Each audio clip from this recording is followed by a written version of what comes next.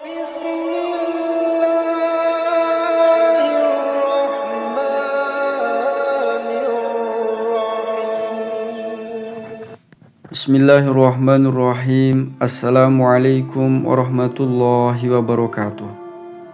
Syukur alhamdulillah kita bisa berjumpa kembali di channel Muhasabah Fiddin. Semoga dengan perjumpaan kita ini dicatat sebagai amal ibadah dan diberkahi oleh Allah Subhanahu wa ta'ala. Sholawat dan salam semoga selalu dan tetap tercurahkan kepada junjungan alam Nabi kita, Nabi mulia, Nabi besar Muhammad sallallahu alaihi wasallam. Allahumma sholli ala sayyidina Muhammad wa ala ali sayyidina Muhammad. Harapan dan doa saya kepada sahabat semua, saudara semua dimanapun berada yang sedang menonton video ini, semoga Allah Subhanahu wa ta'ala senantiasa memberikan kesehatan, keafiatan, dipanjangkan umur, dimurahkan rezeki, dimudahkan segala urusan, dan tetap dalam lindungan Allah Subhanahu wa ta'ala. Amin, Allahumma amin. Sahabat beriman yang dirahmati Allah, Bismillahirrahmanirrahim. Gak usah diikuti. Saya mau mulai pelan-pelan. 1. Apa itu rahmat? 2. Apa itu al-alamin? Dan yang ketiga, apa ciri-ciri orang yang mendapatkan rahmat sebagai umatnya Nabi Muhammad sallallahu alaihi wasallam? Satu kali coba dicek di hadis Muslim nomor hadis 2539 yang meriwayatkan sahabat Nabi dulu agamanya Majusi, kemudian bingung dengan Majusinya, dia pindah kemudian masuk Kristen, lalu mendengar ada seorang mengaku Nabi di satu kota Yathrib yang berubah menjadi Madinah 3 tahun sebelum Nabi wafat, tepatnya tahun 7 Hijrah. Berangkatlah orang ini namanya Abdus Syams untuk mengkonfirmasi. Begitu melihat sosok ini, belum bicara, melihat wajahnya, senyumnya tulus, perhatiannya bagus, menyambut dengan keadaan yang baik, memperhatikan dengan sempurna, pandangan pertamanya kepada Nabi menjadikan pribadi ini langsung jatuh cinta kepada Rasulullah sallallahu alaihi wasallam. Tanpa diminta masuk Islam, tanpa diajak, tanpa diceramahi, asyhadu an la ilaha illallah wa asyhadu anna Muhammadar Rasulullah. Sosok ini masuk Islam, lalu dirubah namanya oleh Nabi dari Abdus Syams menjadi Abdurrahman. Ini sanad ilmu, boleh merubah nama kalau dari nama yang dibawa itu tidak membawa sifat dan makna yang baik, atau namanya bertentangan dengan sifat dan keagungan Allah Subhanahu wa ta'ala. Ada di antara sahabat-sahabat Nabi yang dirubah namanya langsung oleh Nabi bila terkait dengan satu makna yang tidak baik, atau kedua bertentangan dengan sifat Allah Subhanahu wa ta'ala. Abdus Syams, hambanya matahari. Kata Nabi, anta Abdurrahman, hambanya Allah yang penuh dengan rahmat. Maka diajarkan oleh Nabi sifat rahmat itu. Perhatikan kata Nabi, sayangi dengan tulus, au kama qala, perhatikan dengan mulia, rawat dengan baik, berikan perhatian yang mendalam, tebarkan kasih sayang dengan luas, entah itu kepada manusia, hewan, sampai dengan tumbuhan. Maka pulanglah sosok ini Abdurrahman. Di tengah jalan dia bertemu dengan anak kucing kecil. Kucing dibagi 2. Dibagi berapa? Ada kucing rumahan namanya kitten, diserap oleh orang di Inggris, maka berubah menjadi bahasa Inggris kitty, ya, kucing rumahan. Makanya di rumah ada spray mereknya Hello Kitty, kucing rumahan. Banyak dari bahasa Arab ke bahasa Inggris. Sukar, gula jadi sugar. Kitten, kucing, jadi kitty, cat, kitty.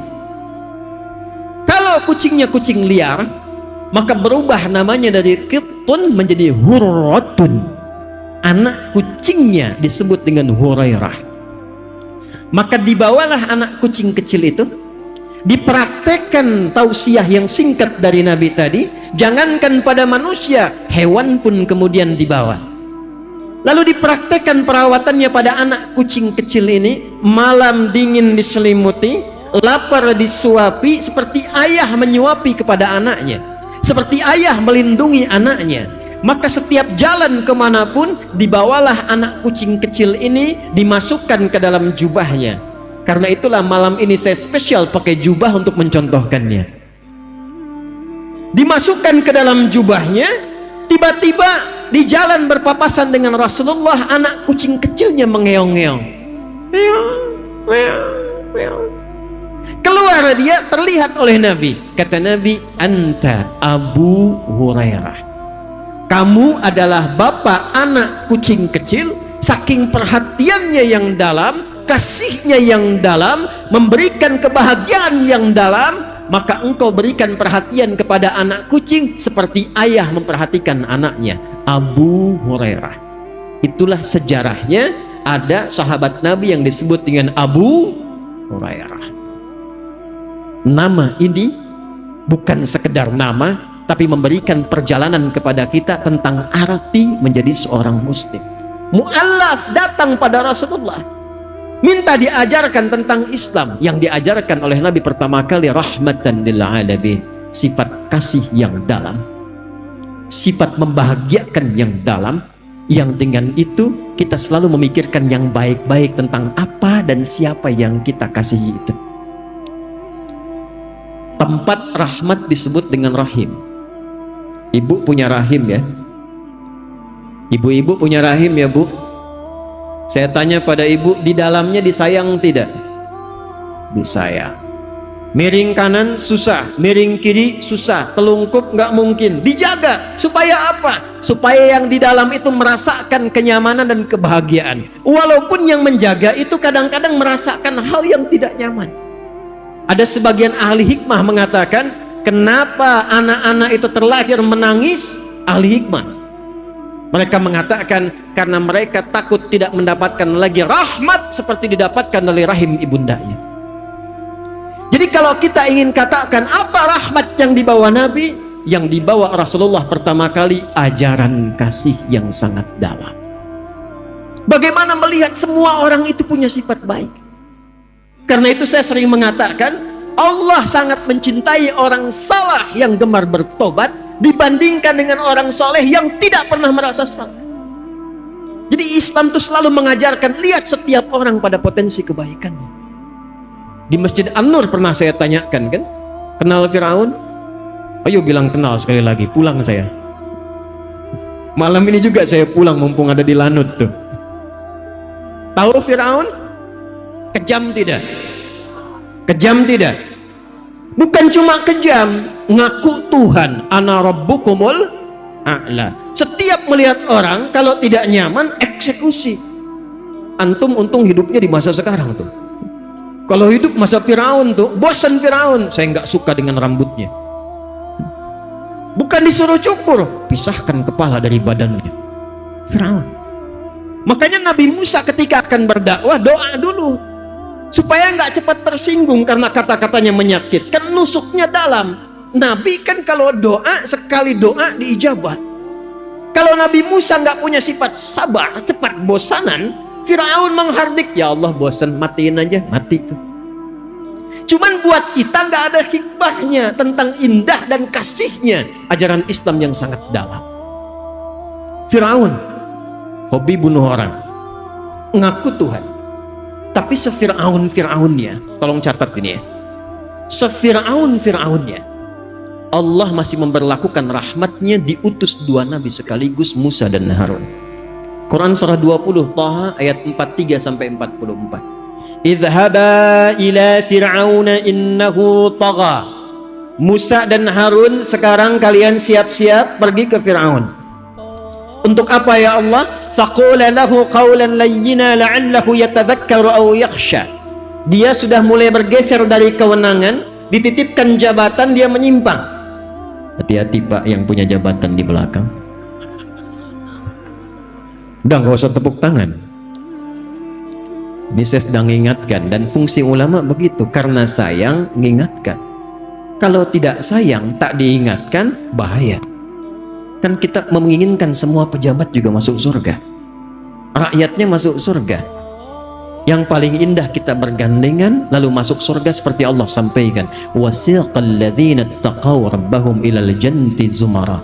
Ada serombongan orang takwa yang masuk surga, masuknya bergandengan tangan. Saya menginginkan ketika Allah tetapkan, misal Adi Hidayat dengan izin Allah, kalau Allah izinkan masuk, saya pengen tangan kanannya gandeng Pak Muhammad Nurdin, tangan kirinya gandeng Pak Muhammad Iqbal, ya, yang lainnya ikut sama-sama dengan jamaah bareng-bareng. Kan itu yang kita inginkan. Karena itu kalau ada pejabat kami beri masukan, jangan marah ya Pak, karena sayang.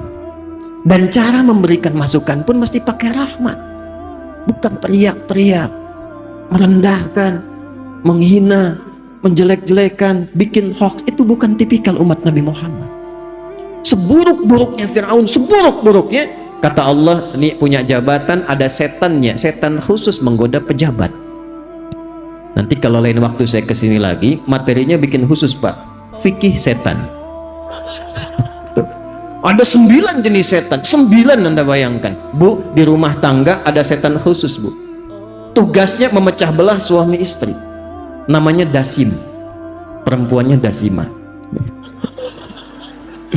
Betul, saya nggak bohong, ada di Al-Baqarah ayat 102, yufarriquna bainal mar'i wa zawji. Ibu belum nikah, suami ibu yang paling cantik lihatnya ibu. Habis nikah, istri orang paling cantik Bu. Digambarkan, karena itu bagaimana nanti konsisten mendapatkan kenyamanan dalam rumah tangga, ada fikihnya. Di jabatan juga ada setannya.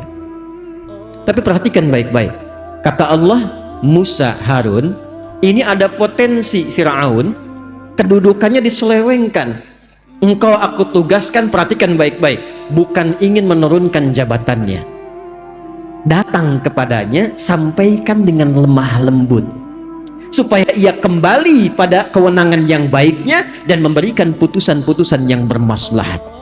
Faqula lahu qawlan layyina, katakan kepadanya dengan lemah lembut.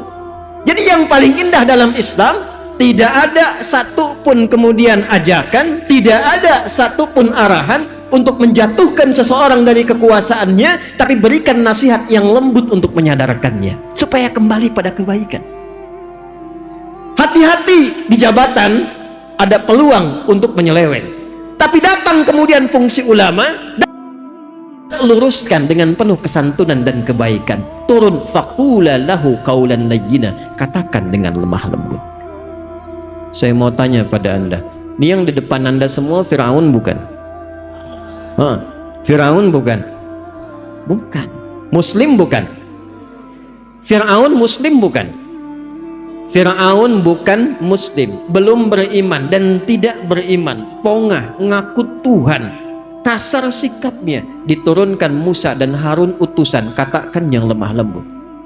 Kita, saya, Anda sama-sama Muslim, Allah tugaskan dan amanahkan dengan tugas-tugas berbeda. Ada yang pemimpin, ada yang pebisnis, ada yang arsitek, ada yang ulama, ada yang di kebun, ada yang berbisnis, semua beragam dan mengaku muslim. Kalau pada non muslim saja ayat Quran datang untuk menanamkan rahmat, maka bagaimana dengan sesama muslim?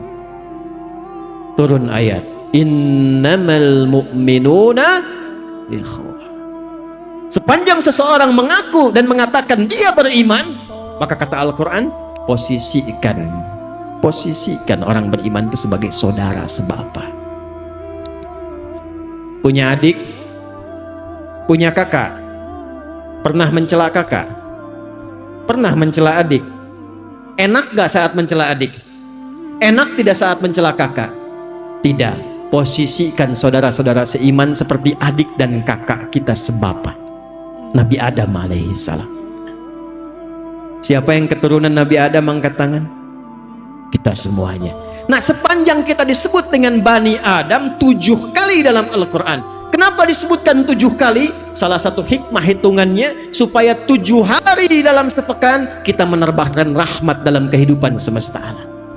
Sayang, kasih, nyaman, toleran, kebaikan.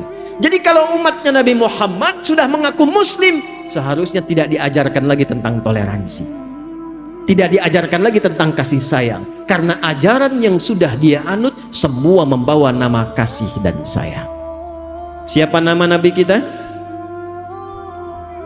Wa ma arsalnaka illa rahmatan lil alamin. Maka Allah tidak cukupkan dengan nama dan misinya, maka diturunkan nama yang menjadi percikan dari sifat rahmat itu. Pilihannya langsung dari Allah, Muhammad.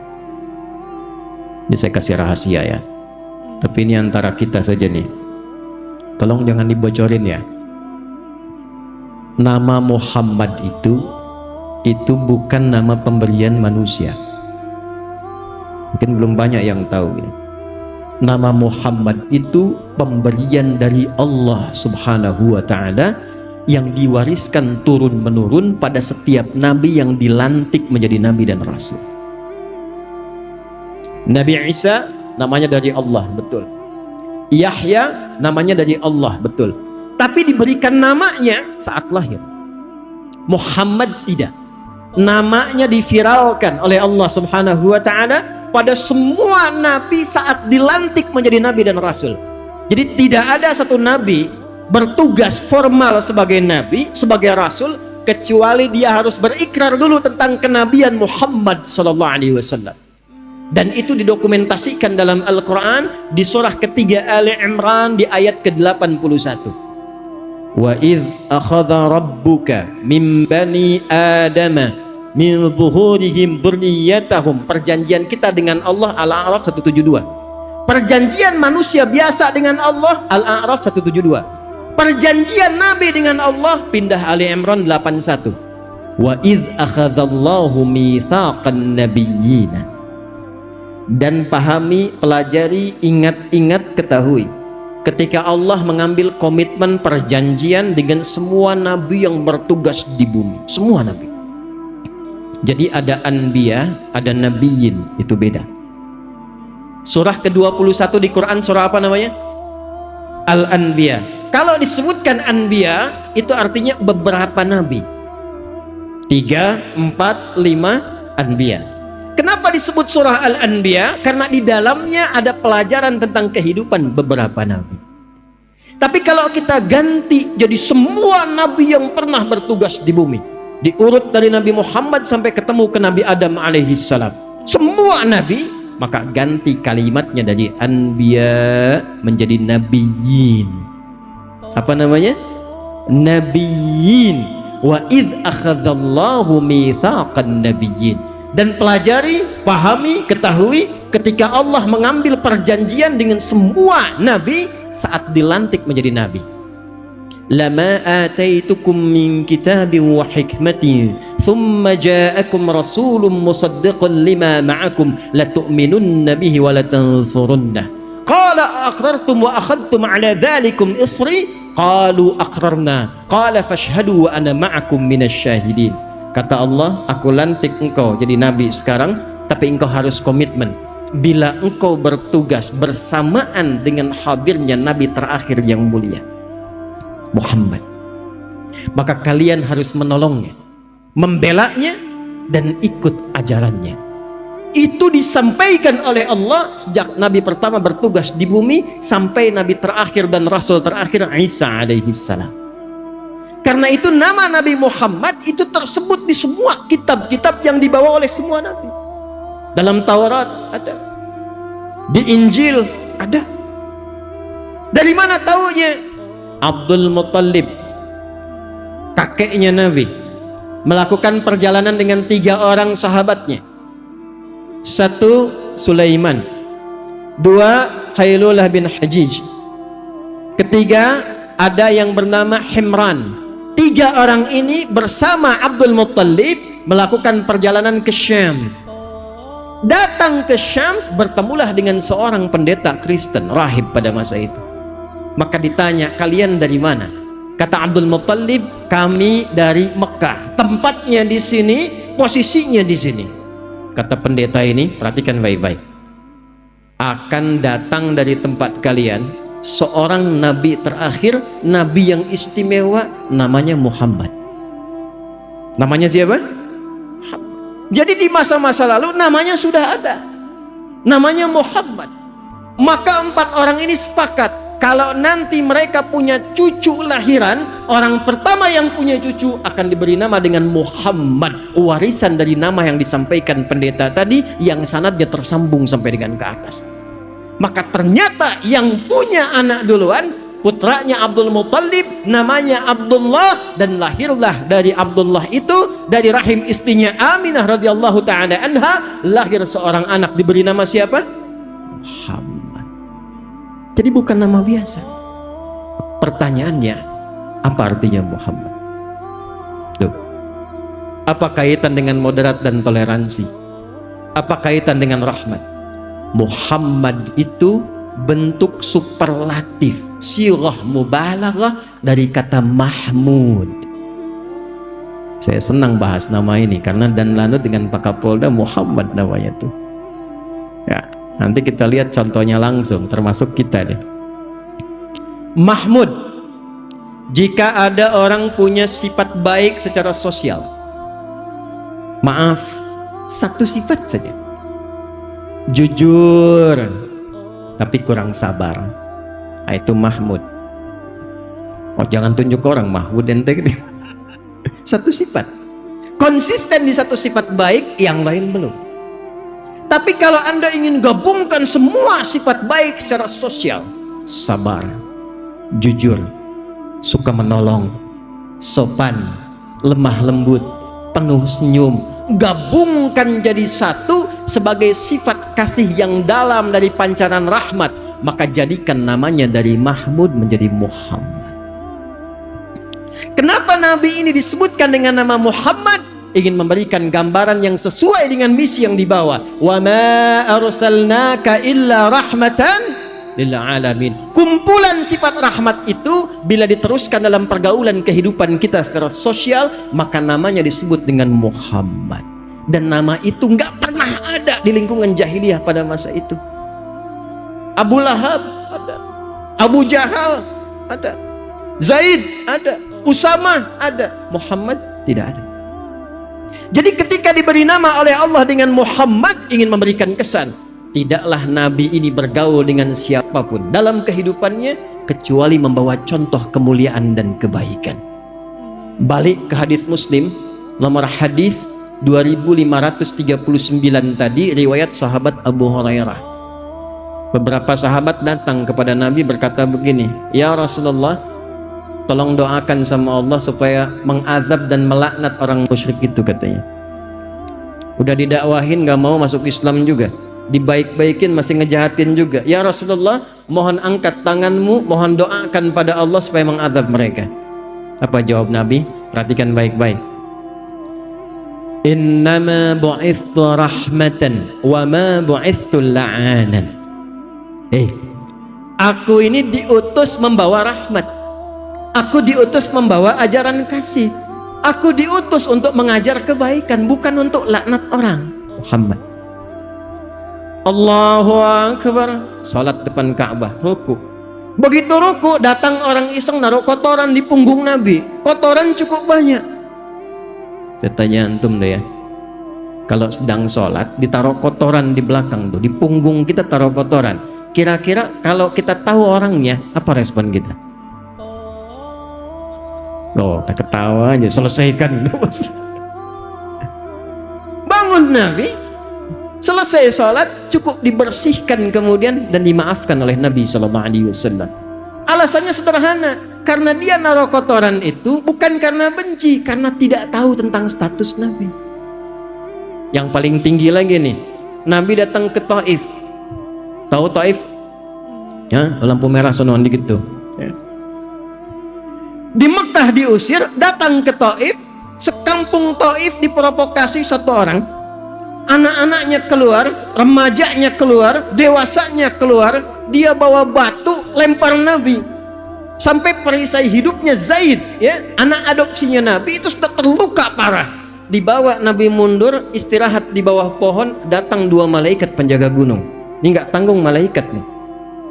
Kata dua malaikat ini, ya Rasulullah, mud yadaika ilas sama au kama qala. Ya Rasulullah, angkat tanganmu ke langit, mohonkan kepada Allah saat ini, kami tidak senang melihat engkau cedera dan dilukai oleh mereka. Ya Allah, mohonkan ya Rasulullah, minta pada Allah supaya kami diizinkan mengangkat dua bukit di Taif untuk menghimpit mereka yang telah menzalimi Nabi sallallahu alaihi wasallam. Apa jawab Nabi? La fa innahum qaumun la ya'lamun. Tolong jangan lakukan. Mereka itu belum tahu saja. Bukan karena benci dengan saya, cuman karena belum tahu. Yang belum tahu bukan disakiti, yang belum tahu diberitahu. Saya bermohon pada Allah, besok-besok di Taif ini ada orang tua, laki-laki, perempuan, anak kecil, yang dewasa, yang remaja akan mengucapkan asyhadu an la ilaha illallah wa anna muhammadar rasulullah. Belum selesai, lihat kalimatnya nih. Ilahi ila man takiluni am ila qaribin yu'limuni au ila ba'idin yu'dhini fa ana radin. Mapat ini, kemana lagi engkau akan perjalankan aku? Apakah tempatnya dekat dari sini dan aku dilempari lagi, ataukah masih jauh tapi aku akan disakiti lagi? Aku ridha ya Allah sepanjang yang marah bukan engkau kepadaku. Tidak ada daya kekuatan kecuali atas rahmat-Mu ya Allah. Setelah keluar kalimat itu, maaf, itulah kemudian yang menjadikan Allah mengundangnya lewat peristiwa Isra dan Mi'raj. Rahmat bila dipraktekan, maka pemilik rahmat, Rahman dan Rahim itu akan mencurahkan semua karunia-Nya untuk mengangkat hamba-Nya. Ini kalau nyampaikan ini seringkali berhenti saya ceramah. Tapi penting untuk kita ketahui betapa rahmatnya Rasulullah kepada kita semuanya. Sampai Jibril mengatakan kalau disebut nama Muhammad, nggak sholawat yang dengar itu, keterlaluan orang itu. Shallu ala Nabi. Ini riwayat memang perlu diverifikasi tapi dalam. Tadi masih hidup, sekarang saat sekaratnya di ujung wafat. Dalam pangkuan Sayyidah Aisyah, dibawakan kemudian sebaskom air oleh Fudail anaknya Abbas radhiyallahu taala anhuma. Yang kita ketahui berwudu kemudian sholat wafat di pangkuan Sayyidah Aisyah. Ada satu riwayat yang kalaupun kita perlu verifikasi, perhatikan baik-baik. Datang Jibril sebelum wafat, memalingkan wajahnya. Nabi bertanya, "Wa kama qala wa kama hadatsa?" Ya Jibril, kenapa berpaling? Kata Jibril, saya tidak ingin melihat kekasih Allah dicabut nyawanya. Nabi mengkonfirmasi apakah akan terasa kematian itu. Padahal Nabi sudah tahu, karena ilmu kan disampaikan oleh Allah pada Nabi. Hanya ingin mengonfirmasi satu bagian yang akan didengar oleh umatnya di Riau ini. Perhatikan baik-baik. Kullu nafsin dha'iqatul, setiap yang bernyawa pasti akan merasakan kematian itu. Tiba yang terpikir apa? Bukan dirinya, bukan sakaratul mautnya, yang difikirkan saya, Anda, kita saat ini. Lalu beliau mengatakan, ya Allah, kalaulah diperkenankan, Engkau timpakan seluruh rasa sakit yang dialami oleh umatku dalam sakaratul maut itu, timpakan kepadaku saat ini, supaya umatku nanti tidak ada yang merasakan lagi sakaratul maut. Timpakan kepadaku saat ini. Kurang sayang apa lagi? Makanya malaikat Jibril itu paling sebel kalau ada orang disebutkan nama Rasulullah, setidaknya dia bersalawat. Ini tidak bersalawat, kata malaikat Jibril, raghima anfu rajulin, keterlaluan orang itu. Karena saking dalamnya rahmat.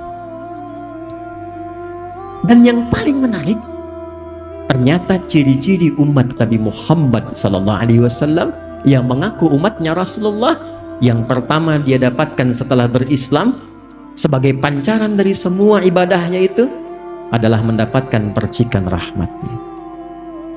Mendapatkan percikan apa? Rahmatnya.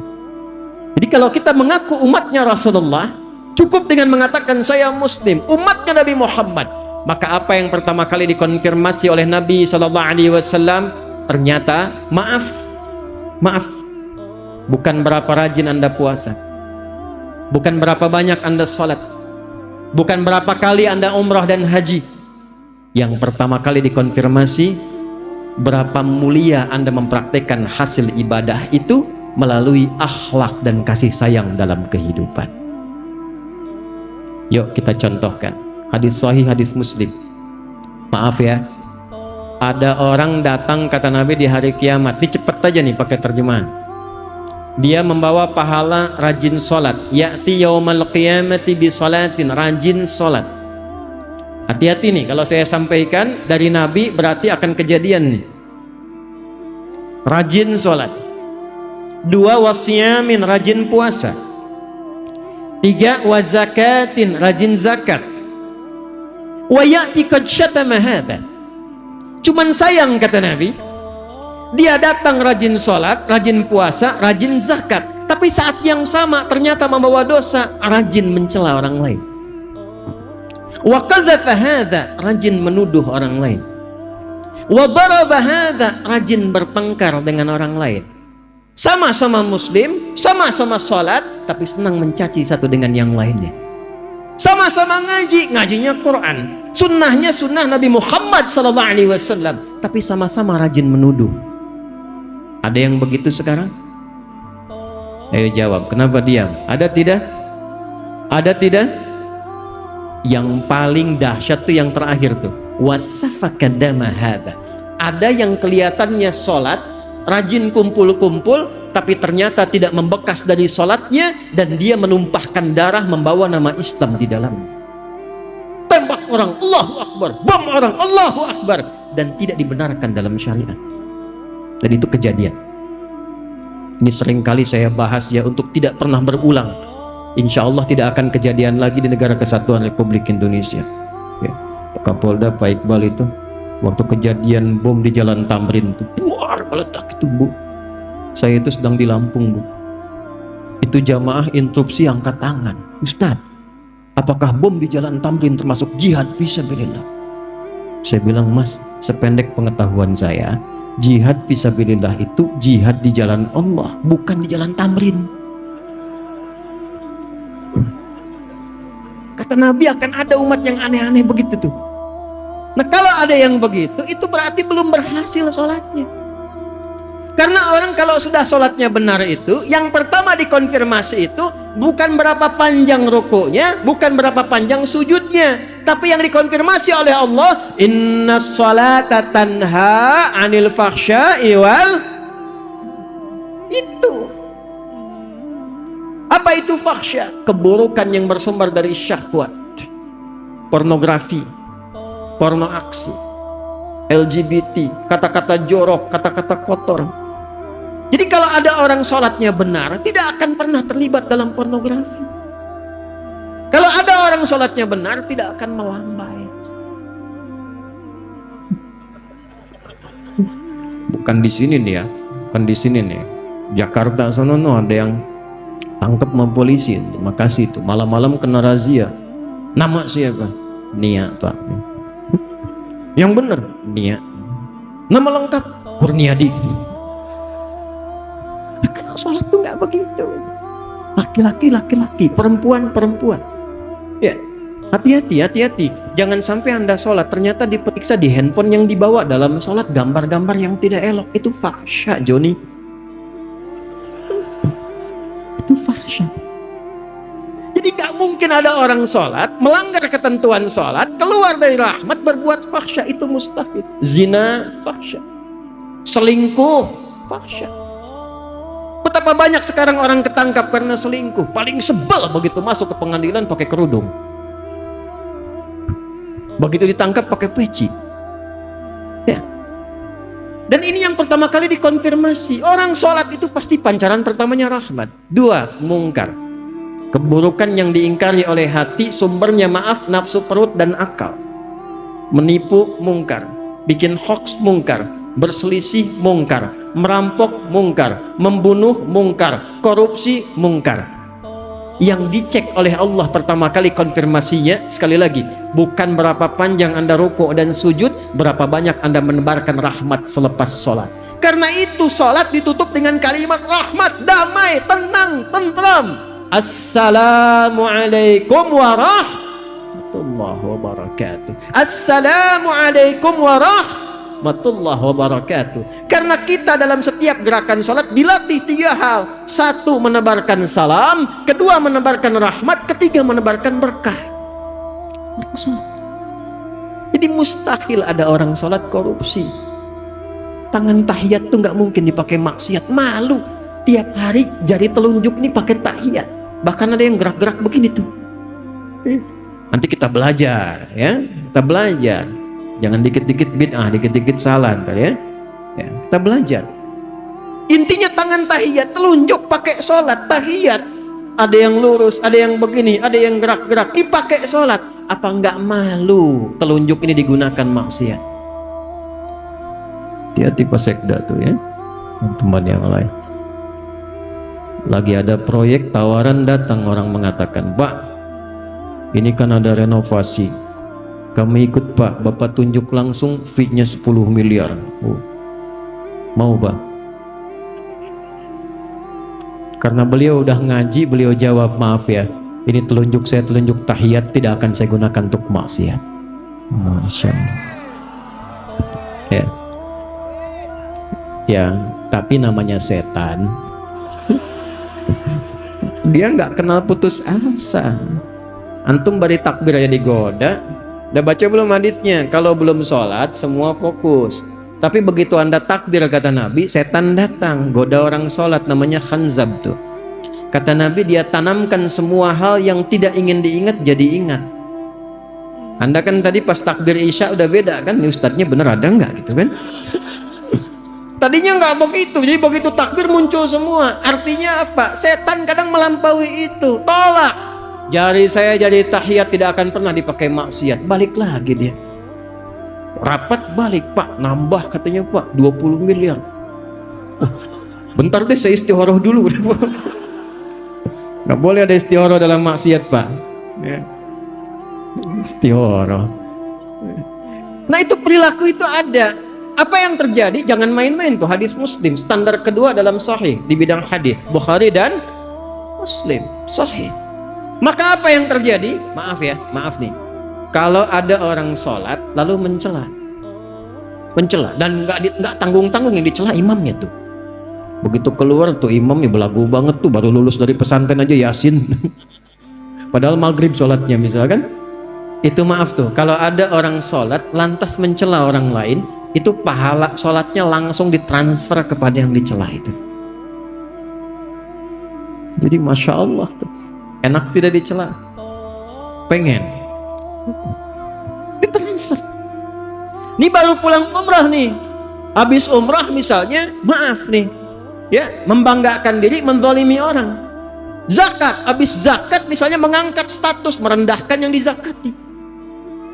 Ya izin Pak, ini saya ada zakat, memang nggak banyak, cuma 25 juta. Waduh Pak, terima kasih banyak Pak, semoga Bapak berkah. Enggak, ini kan dari Allah saja. Ini kan kewajiban saya, Bapak kan miskin. Misal memang keluar tapi nyakitin, itu terima uangnya. Saat Anda menerima itu, Anda mendapatkan plus transferan pahala zakat dia pada Anda. Itu begitu seseorang berbuat baik dalam amalan ritual, berbuat buruk secara sosial, terjadi transfer pahala kepada yang dizalimi. Fa in faniyat hasanatuhu, jika habis bekal baiknya, ada sisa menzalimi orang, dibawa keburukan orang itu ditimpakan kepadanya, faturiha finnar, maka dilemparkan ke dalam neraka, disebut oleh Nabi al-muflis, orang bangkrut. Jadi perkara rahmat itu bukan perkara asing bagi kita. Perkara berbuat baik itu bukan perkara yang sederhana, tinggi, sampai semua ibadah ritual itu ukuran akhirnya adalah nilai-nilai kebaikan yang kita pancarkan dalam kehidupan. Jadi kalau temanya moderat, kita itu udah khatam. Karena semua ayat Qur'annya mengarahkan kita kepada aspek-aspek kemuliaan. Yo, satu sudah tuh. Muhammad tadi sudah kita bahas. Disebut Muhammad dan kita mengaku umatnya Nabi Muhammad, praktekkan ajaran kasih kepada siapa? Lil alamin. Apa lil alamin di sini saya percepat. Semua alam. Semua manusia alam bukan. Hewan alam bukan. Tumbuhan alam bukan. Allahu Akbar. Orang Islam itu bukan hanya baik sama manusia, pada hewan dan tumbuhan pun baik. Yuk, saya cek pelan-pelan ya. Di sana banyak tumbuhan ada. Tadi lewat tumbuhan kan? Boleh nggak nginjak sembarangan? Boleh nggak nyabut sembarangan? Nih, yang saya gambarkan bukan yang itu. Yang ingin saya gambarkan dalam suasana damai saja nggak boleh ya. Yang mau saya gambarkan suasana perang yang sedahsyat-dahsyatnya. Yang paling dahsyat. Tidak ada kasih sayang, tidak ada kebahagiaan. Makanya di surat At-Taubah Al-Bara'ah surah 9 itu kenapa dibukanya tidak dengan Bismillahirrahmanirrahim. Semua surat pakai Bismillahirrahmanirrahim. Cuma surah At-Taubah satu-satunya yang tidak dibuka dengan Bismillahirrahmanirrahim. Tapi Bismillahirrahmanirrahim tetap jumlahnya 114. Karena yang tidak ada di At-Taubah diganti di An-Naml ayat ke-30. Wa innahu min Sulaimana wa innahu bismillahirrahmanirrahim. Kenapa At-Taubah nggak pakai Bismillahirrahmanirrahim? Karena At-Taubah itu izin membela diri saat diinvasi, saat diserang, saat dijajah. Datang pasukan mau menghancurkan Nabi di Madinah, turun izin bela diri, disebut dengan jihad. Tapi karena dalam jihad praktek militer itu ada peperangan, tak ada rahmat Allah, tak ada kasih sayang dalam perang, maka tidak dibuka dengan Bismillahirrahmanirrahim. Silahkan tanya pada para pertempur ini, ada nggak dalam perang pakai kasih sayang? Izin nembak ya,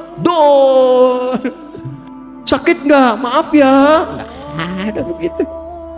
Nggak ada bidik-bidik, kunci-kunci, tembak-tembak, nggak ada kasih sayang. Cuman sedahsyat-dahsyatnya perang, maaf, dalam Islam tuh aturannya ketat, jangan cabut tanaman.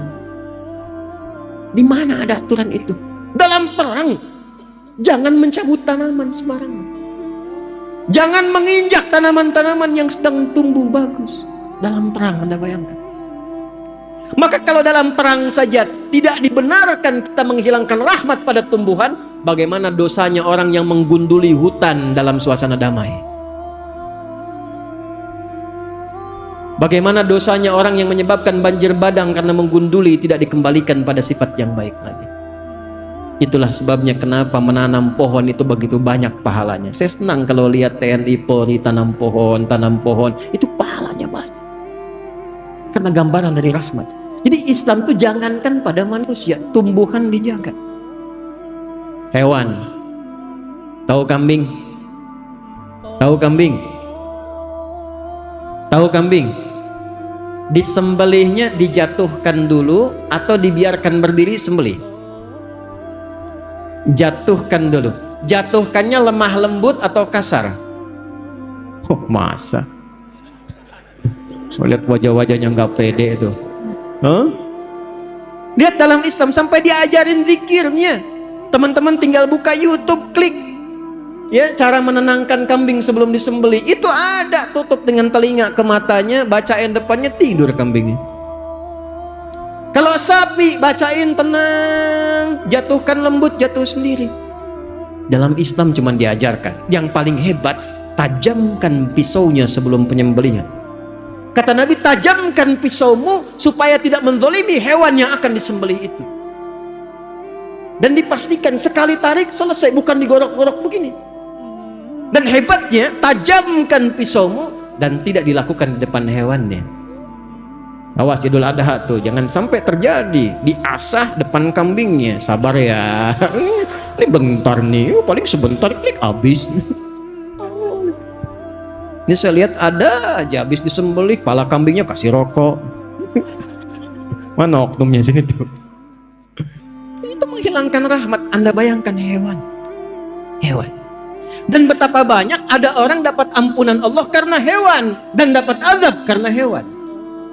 Pernah dengar ada seorang perempuan, maaf Bu ya, bukan ibu yang di sini nih. Ya. Seorang perempuan yang dihukum di neraka gara-gara menyiksa kucing. Pernah dengar kisahnya? Miara kucing sengaja tidak diberi makan, dizalimi, tidak diberi minum, hanya diperhatikan sampai datang mautnya. Direspon oleh Nabi dengan kalimat yang sangat luar biasa dahsyat. Akan diperlakukan serupa ia di neraka. Tapi sebaliknya, seorang perempuan malam yang divonis oleh manusia-manusia dengan perempuan yang kotor, perempuan yang bernajis, taubat hanya karena seekor hewan yang lekat dengan najis di dalamnya. Karena anjing kehausan. Perhatikan indahnya ajaran Islam. Anjing kehausan di ujung sekaratnya. dalam keadaan mencari minum, ditemukan oleh seorang perempuan malam, datang lewat. Ada kisah mengatakan dia mengambil bagian dari selop sepatunya, ada yang mengatakan dia mengambil benda di sampingnya, lalu mengambil air ke sumur, diminumkan ke anjing itu sampai dia segar kembali. Begitu itu dilakukan dengan ketulusannya karena Allah, lewat anjing hidup lagi, diterima taubatnya oleh Allah. Dia belajar dari anjing itu, anjing yang najis saja, yang dihukumi haram, dikecam oleh manusia, kadang disebut najis, dia bisa mulia dan hidup kembali. Maka saya pun ketika diburuk-burukan, dijelekkan, dinajisi oleh orang, pasti ada peluang untuk bertobat. Lewat anjing jadi taat. Bukankah ada satu hewan yang disanjung dalam Al-Quran, anjing, di surah Al-Kahf itu, dan disebut sebagai anjing yang dihidupkan dan bisa menikmati surga? Jadi bagaimana Islam mengatur? Pada tumbuhan bagus, pada hewan baik, maka pada manusia yang derajatnya lebih tinggi daripada tumbuhan dan hewan seharusnya lebih daripada itu. Itu poinnya.